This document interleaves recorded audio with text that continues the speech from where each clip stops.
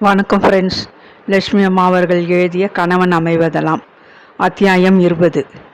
சில தினங்களுக்கு பின்னர் ஒரு ஞாயிற்றுக்கிழமை பகல் வேலை.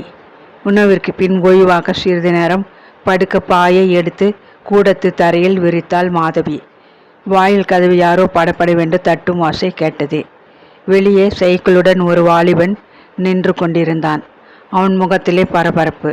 சரவணன் ஐயாவுக்கு உடம்புக்கு முடியாமல் இருக்கு. டாக்டர் கூட வந்து விட்டார். உங்களை கையோடு கூட்டி வர சொன்னாங்க. நான் பக்கத்து வீட்டுக்காரர் மகன் சொல்லிவிட்டு அவன் காற்றாக பறந்து விட்டான். நெஞ்சும் வாயும் திகிலில் உலர்ந்து போக மாதவி செயலற்று ஒரு கணம் நின்று விட்டாள். பின்னர் தன்னை சமாளித்து கொண்டு முன்னறையில் படித்து கொண்டு உட்கார்ந்திருந்த மகனை கூப்பிட்டு வீட்டை பார்த்து கொள்ள சொல்லிவிட்டு குளியல் அறைக்குள் விரைந்தாள். அவசரமாக முகத்தை கழுவி துடைத்து கூந்தலை வாரி முடித்து கொண்டு வேறு துணி உடுத்தி கொண்டு ஓட்டமும் நடையுமாக கிளம்பினாள். ரிக்ஷா நிலையத்தில் கந்தப்பனை காணவில்லை. கையை தட்டி வேகமாக சென்ற ஆட்டோவை நிறுத்தி ஏறிக்கொண்டு விரைந்தாள். அவள் வீட்டை அடையும் முன் சரவணனுக்கு உடல்நிலை மிகவும் மோசமாகி விட்டிருந்தது. இதய நோவு பலமாக இருப்பதால் நோயாளியை ஆஸ்பத்திரிக்கு அகற்ற முடியாது. இரவு பொழுது போனால்தான் நிச்சயமாக சொல்ல முடியும் என்று கௌரியிடம் கிசுகிசுத்த வைத்தியர் தமது பெட்டியுடன் அறையை விட்டு வெளியேறி கொண்டிருந்தார். கண்களும் முகமும் சிவக்க விம்மி அழுது கொண்டிருந்த கௌரி அவளை கண்டதும் இன்னமும் பலத்து அழத் தொடங்கிவிட்டாள். அவளை சமாதானப்படுத்திவிட்டு மாதவி சரவணனது படுக்கை அருகே வந்து நின்றாள். பார்வை இழந்த போன நிலை, நெஞ்சை பிளந்த நோவு வேறு. எனினும் அவரால் அவள் அருகாமையை ஊகித்து கொள்ள முடிந்தது. மாதவி, வாமா, உன்னை எதிர்பார்த்து கொண்டுதான். பேச முடியாது திணறினார். பொறுப்பை ஏற்றுக்கொள்ள அவள் வந்து விட்டதை கண்டதும் முன்னறைக்குள்ளே வந்து கூடிவிட்டிருந்த அக்கம் பக்கத்தவர்கள் மெல்ல நகர்ந்து விட்டனர். நான் வந்து விட்டேன். கவலையை விட்டுவிட்டு கொஞ்சம் தூங்க முயற்சி செய்யுங்கோ. மற்றதையெல்லாம் பின்னால் பேசிக்கொள்ளலாம் என்றாள் மாதவி கனிவுடன். சரவணன் முகத்திலே வறட்சியானதொரு மெல்லிய புன்னகை அரும்பியது. மாதவி, பேச அதிக பொழுது இல்லை, எனக்கு தெரியும். அதனாலே இப்படி கிட்டே வா. மூச்சு திணறுது அவருக்கு. கையை நீட்டி மெல்ல அவள் கரத்தை தடுமாற்றத்துடன் பிடித்து கொண்டார். குழந்தை மாதவி, இந்த உடம்பு இனி இன்னொரு வழிக்கு தாங்காது, தெரியும். கௌரி உலகம் தெரியாதவள், பச்சை குழந்தை போல. அவளை நீதான். அவரால் அதற்கு மேல் பேச முடியவில்லை. பார்வை குறைந்த கண்கள் குளமாகி நீர் புரண்டு கடைவாய் வழியே விழுந்து தலையணையை நனைத்தது. மூச்சு முட்டியது. நெஞ்சில் கபம் இழுத்தது. மாதவிக்கு தாழ முடியாத தூக்கம்.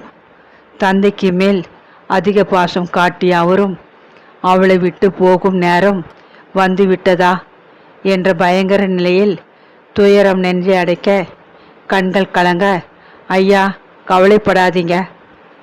அவள் என் தங்கை. அவளை பத்திரமா பாதுகாத்து ஒரு நல்ல இடத்திலே ஒப்படைக்கிறது என் பொறுப்பு. நான் தழுக்க சொன்னாள். கௌரி, இங்கே வாமா. தந்தை தேய்ந்த குரலில் அழைத்தார். ஆனால் அதற்கு மேல் பேச்சு அவரிடம் இருந்து வரவில்லை. நெஞ்சில் அது சமயம் ஏற்பட்ட பலத்த வலியை தாங்க முடியாத வேதனையுடன் துடித்து போய் கண்களை இறுக மூடிக்கொண்டார். பின்னர் திறக்கவே இல்லை. பலமுறை மாதவி அதை பற்றி எண்ணி நெஞ்சம் நெகிழ்ந்து போனாள். கண் பார்வையின்றி நெஞ்சு வலியால் கடைசி நிமிடம் மகளிடம் ஒரு வார்த்தை கூட பேச முடியாது போய்விட்டாரே என்று பல தடவை எண்ணி அவள் வருந்தியது உண்மை. ஆனால் ஒரு வழியில் இயற்கை அவருக்கு செய்த பல கொடுமைகளில் ஒரு நன்மை இருக்கத்தான் இருந்தது. கடைசி காலத்தில் அவரது பார்வை மங்கி போனது எவ்வளவு நல்லதாக்கிவிட்டது. இல்லாவிடில் கௌரியின் நிலையை பார்த்து கௌரிமான் போன்ற அந்த நல்லவர் எப்படி துடித்து செத்து விட்டிருப்பார். சரவணனது இறுதி கடனை நிறைவேற்ற உதவிகள் செய்யாமல் சிவகுருவை அவசரமாக அவன் வேலை செய்த இடத்திலிருந்து அழைக்க நேர்ந்தது. அதற்கு பின் தொடர்ந்து ஏற்பட்ட பல காரியங்களுக்கும் அவன் கூட வந்து அடிக்கடி உதவி புரிந்தான். சரவணன் இறந்ததும் அந்த வீட்டை காலி செய்துவிட்டு தேவையான சாமான்களை மட்டும் வைத்து கொண்டு மீதியுள்ளதை விற்று கொடுக்கல் வாங்கல்களை ஒழுங்கு செய்துவிட்டு கௌரியை தன்னுடன் அழைத்து கொண்டாள் மாதவி. தான் வசித்த அந்த வீட்டிற்கு கௌரியை அழைத்து கொண்டு செல்லும் முன்பு மாதவி தன் கொள்கைகளை மீறி ஒரு கற்பனை கதையை உருவாக்கி கொள்ள நேர்ந்தது. அவளை வற்புறுத்தி அவள் கழுத்திலே ஒரு மஞ்சள் கயிற்றை தாலியுடன் அணிவித்தாள். கௌரி அவள் அத்தை மகள். கல்யாணமாகி சில மாதம் ஆகிறது. அவளை விட்டு அவள் கணவன் வேலை நிமித்தம் துபாய் சென்றிருக்கிறான். குழந்தை பிறந்ததும் வந்து அழைத்து போவான் என்பதுதான் அந்த கதை. அடிக்கடி அவர்களை காண வந்து போய் கொண்டிருந்த சிவகுருக்கு மட்டும் லேசாக சந்தேகம். ஆனால் இது ஒரு பெண்ணின் மான பிரச்சனை என்றவரை அவனுக்கு புரிந்தது. கிளறி கேட்க மனமின்றி வாளாயிருந்து விட்டான்.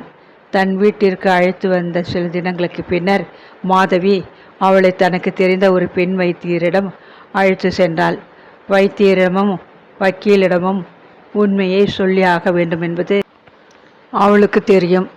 உண்மை நிலையை எடுத்து சொல்லி உதவி கோரினாள். கௌரியை பரிசோதித்த வித வைத்தியர் உதட்டை மடக்கி தலையை ஆட்டினாள்.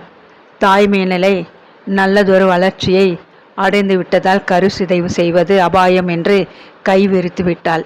கௌரிக்கு வேறு வழி இருக்கவில்லை. உலகத்தின் முன் திருமணமான பெண்ணாகவும் மனசாட்சிக்கு முன் மனமாகாத தாயாகவும் பிள்ளை பேற்றை எதிர்பார்த்து ஏங்கிக் கொண்டு வாழ வேண்டிய பரிதாப நிலை வாய்த்துவிட்டது. அதற்கு பின்னர் கௌரி உற்சாகமெல்லாம் இழந்து ஒடுங்கி போய்விட்டாள். ஏமாற்றத்தை கொடுத்த வாழ்க்கை மீது ஒரு வெறுப்பு, தன் அறியாமையை பற்றி தன் மீதே மனக்கசப்பு, சமூகத்தின் முன் தன்னை ஏளனத்திற்கு ஆளாக்கிவிட்ட அவனை எண்ணி மனக்குதிப்பு, பல்வேறு உணர்ச்சிகளின் மோதலில் எண்ண குவியல்களிலே புதைந்து போய் உயிரற்ற ஓவியமாக வாழ்ந்து கொண்டிருந்தாள். குறித்த காலத்தில் வைத்தியர் ஆலோசனைப்படி பிரசவத்திற்காக கௌரி அந்த தனியார் மருத்துவமனையில் அனுமதிக்கப்பட்டாள். துன்பம் வரும்பொழுது தனித்தே வருவதில்லை. தொடர்ந்து சங்கிலி போல் ஒன்றன் பின் ஒன்றாக வந்து தொல்லை கொடுப்பது இயல்பு. கௌரி பட்ட துயரங்கள் போதாது போல் அவளது பிள்ளை பேற்றிலும் சிக்கலும் சிரமமும் ஏற்பட்டன. அறுவை சிகிச்சை செய்துதான் குழந்தையை எடுக்க இயலும் என்று வைத்தியர் தெரிவித்த போது மாதவி பயந்து போனாள். தன் வீட்டையும் தொழிலையும் கவனிக்க நேரமின்றி கவலையுடன் நாள் முழுவதும் கௌரியுடன் மருத்துவமனையிலேயே காத்திருந்தாள். இரவு முழுவதும் கண் முழித்தாள். கௌரி வேதனையில் துடித்த போது பெத்த தாயை போன்று அவள் பதறி தவித்தாள். பயன் மாதவியின் நேரம், பொருள், பட்ட கஷ்டங்கள் எல்லாம் வீண் என்பது போல் அறுவை சிகிச்சை நடந்த 4வது நாள் கௌரிக்கு சன்னி கண்டு வயிறு ஊப்பி மூச்சு விட முடியாதபடி உடல்நிலை அபாயமாகிவிட்டது. மாதவி பட்ட மனவேதனை கொஞ்சம் நஞ்சமல்ல. வேண்டாத தெய்வங்களும் பாக்கி இல்லை. அக்கா திணறியபடி கௌரி அவளை அழைத்தாள். என்னம்மா வேணும்? மாதவி அருகில் விரைவாக ஓடி வந்தாள். கௌரிக்கு சுவாசிக்கவே மிகவும் கடினமாக இருந்தது. அத்துடன் காய்ச்சல், அதன் வேகத்தில் அரற்றல். அக்கா இப்படி வாங்க சொல்றேன். திணறியபடி அழைத்த கௌரி அவளை பரிதாபமாக பார்த்தாள். சின்ன வயசுலேயே நான் நரகத்தை அனுபவிச்சு விட்டேன் அக்கா. போதும் எனக்கு இந்த வாழ்வு. குழந்தை பிறப்பதற்கு முந்தி இது மேலே எனக்கு ஒரே வெறுப்பாக இருந்துச்சு. ஆனால் இப்போ அனாதியாக விட்டுட்டு போகிறவேன்னு துக்கமாக இருக்கு அக்கா. அவள் திக்கி திணறினாள். கலங்கிய கண்களை சமாளித்து கொண்டு மாதவி அவள் அருகே அன்புடன் குடிந்தாள். கௌரி, என்னென்னவோ பேசுறியே, உடம்பை அலட்டிக்காதே அம்மா. துயரம் அவள் நெஞ்சை அடைத்தது. பொங்கி வந்த அழுகையை கட்டுப்படுத்த உதட்டை கடித்து கொண்டாள். 2 நாளாக அப்பா அழைக்கிறது போல கனவு காண்றேன்.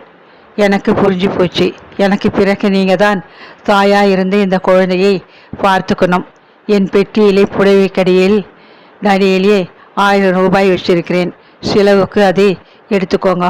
போதாட்டா குழந்தையோட அப்பாவை கேட்டால் கட்டாயம் பண உதவி செய்வார். பல வழியிலே அவர் மோசக்காரர். ஆனால் குழந்தையனா அவருக்கு உயிர். அதனாலே அவரை போய் பார்த்து பேசி உதவி வாங்கிக்கோங்க. என் மகளை படிக்க வைங்கோ. நல்லவளா வளருங்கோ. என் நாட்டம் அவளும் கெட்டு போகாம அவள் உங்களைப் போல நல்லவளா நேர்மையானவளா வாழட்டும். வாழ்த்துறேன் அக்கா. இப்படி கிட்ட வாங்கோ. அவர் பெயரை சொல்கிறேன். பேச முடியாத அவள் தடுமாறினாள். கண்களில் பெருகிய நீரை துடைத்து கொண்டு கௌரியின் முகத்தருகே துயரத்துடன் மாதவி குனிந்தாள். உடலில் இருந்த அவள் உயிர் ஒடுங்கி கொண்டிருந்தது. ஆனால் உதடுகள் மட்டும் லேசாக அசைந்தன. ஒவ்வொரு எழுத்தாக கடைசி மூச்சுடன் வெளிப்பட்ட அந்த பெயர் எங்கிருந்தோ கேட்பது போல் மாதவியின் காதுகளில் விழுந்தது. அவளுக்கு ஏற்பட்ட திகைப்பு. உடலும் உள்ளமும் நடுங்க, நெஞ்சு பதைக்க, வேதனை தாழ முடியாத அவள் கௌரி என்று கூவிவிட்டாள். நீ சொல்கிறது உண்மையா? குழறியது அவள் குரல். கௌரியின் முகத்தை பிரமிப்புடன் பார்த்தாள். அவளுக்கு பதில் சொல்லும் முன் அனுபவித்த வேதனைகளில் இருந்து விடுபட்ட மலர்ச்சி புன்னகையாக ஒளியிட கௌரி இந்த உலகில் இருந்து விடுதலை பெற்று கொண்டு விட்டாள்.